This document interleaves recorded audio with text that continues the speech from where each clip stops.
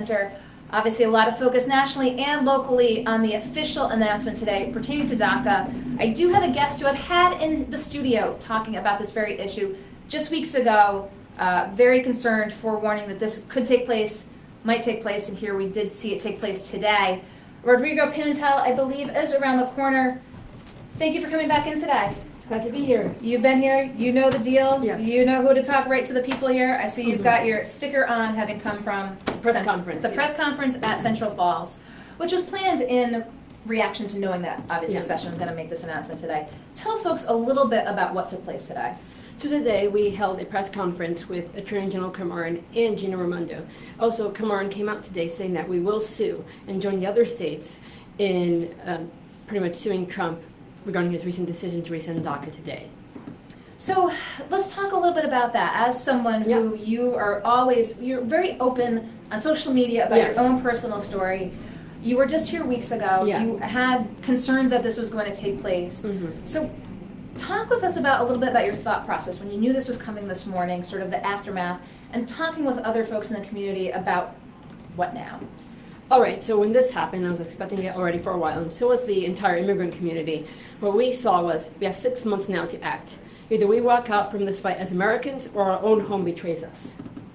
So the legal option, you talk about Attorney General Cameron again joining other AGs and suing the president, talking with folks, talking with lawyers, people in the AG's office. What does this look like from a time frame? As you mentioned, 6 months.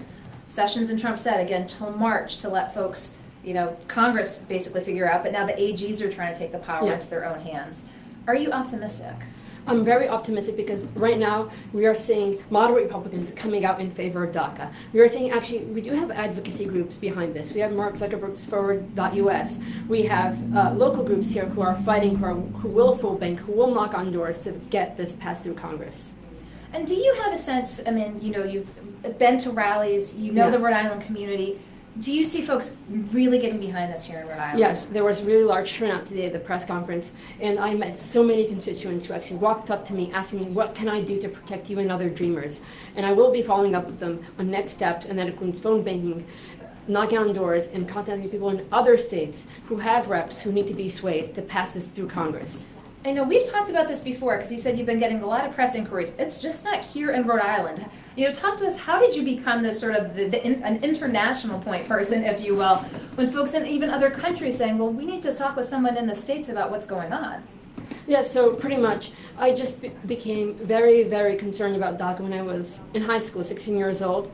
I gained a following on Facebook and Twitter around that issue, and that's how these people came to me, especially with the recent tweet that went viral, and Nina Turner retweeted that one.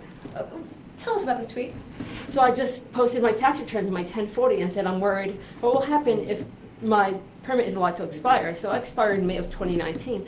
I'm worried if I lose my home, which I've helped my parents pay for. I'm worried if I'm going to lose my car, my friends, and my home here.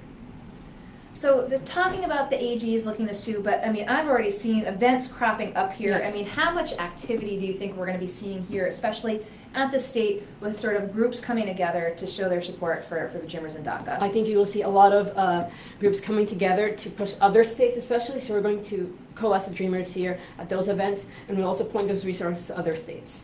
And do you think that's important? Again, those personal stories. Yes. We just had Gabriela Domizane, the new director of the Latino Policy Institute at Roger Williams, and she was talking about that. Again, those individual stories of you might not know someone, but then hearing it.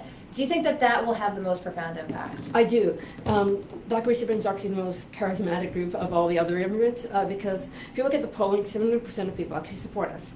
We've been here, we call America our home. English is generally our first language. And I do agree with you on that, Kate, that it's the personal stories. When DACA recipients come out, when they see what's happening, and they tell their story to their neighbors, people will say, oh, I know a DACA recipient. This impacts me now. So, we're here on Tuesday. Yes. You're such an activist. You're like most people who wear multiple hats. You have your job, you've got your political activism. What do you have on your plate for the next few days, and what we heard today? All right, so I'll be helping coordinate that rally on Friday, 5 p.m. from Burnside Park to the State House. And then I'll actually be flying out to LA to all the congressional leaders there. You're going to LA? Yes. Why California? So I'm actually teaming up with Facebook engineers and other people to create tools, software to help us in this fight.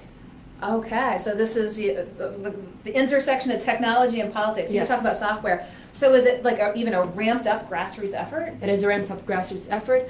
As you've seen when Jeff Sessions announced that DACA was coming to an end, we had so many tech leaders who came out against this, from Microsoft, Facebook, to Apple. Even Apple has 250 DACA recipients in their workforce. So this matters personally to these countries.